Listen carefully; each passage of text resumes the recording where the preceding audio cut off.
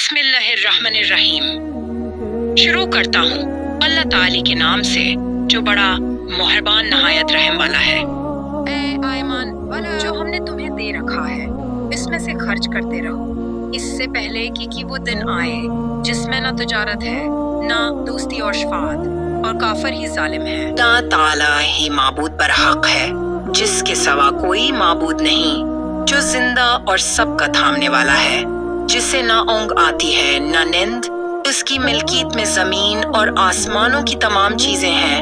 کون ہے جو اس کی اجازت کے بغیر اس کے سامنے شفاعت کر سکے؟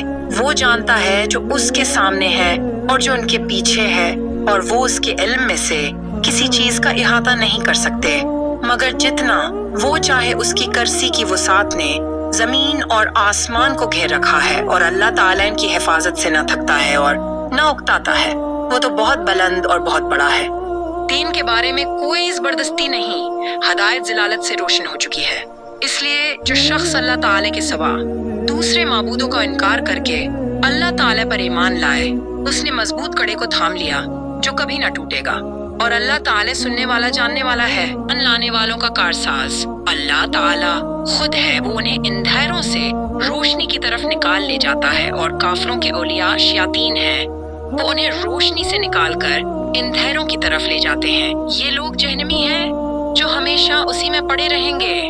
کیا تو نے اسے نہیں دیکھا جو سلطنت پا کر ابراہیم علیہ السلام سے اس کے رب کے بارے میں جھگڑ رہا تھا؟ جب ابراہیم علیہ السلام نے کہا میرا رب تو وہ ہے جو جلاتا اور مارتا ہے، وہ کہنے لگا میں بھی جلاتا اور مارتا ہوں۔ ابراہیم علیہ السلام نے کہا کہ اللہ تعالی سورج کو مشرق کی طرف سے لے آتا ہے تو اسے مغرب کی جانب سے لے آ۔ اب تو وہ کافر بھون چکا رہ گیا، اور اللہ تعالی ظالموں کو ہدایت نہیں دیتا۔